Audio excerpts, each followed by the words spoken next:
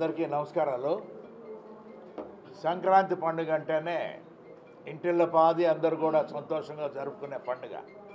ప్రత్యేకంగా ఆంధ్రప్రదేశ్లో అనాదిగా వస్తున్న సాంప్రదాయాలన్నీ కూడా పాటిస్తూ గ్రామాలకు వెళ్ళి నగరాల నుంచి పట్టణాల నుంచి కూడా వారి వారి బంధువులతో స్నేహితులతో కూడా ఆనందంగా గడిపే పండుగ ఇది.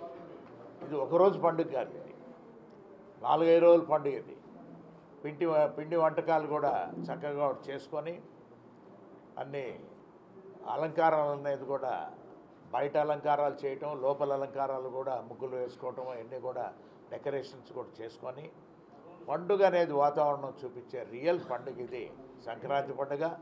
ఈ సంక్రాంతి పండుగ సందర్భంగా ప్రకాశం జిల్లా ప్రజానీకానికి అందరికీ కూడా మా కుటుంబం తరఫున నేను ప్రత్యేకంగా వారందరికీ కూడా సంక్రాంతి శుభాకాంక్షలు కూడా తెలుపుతున్నాం.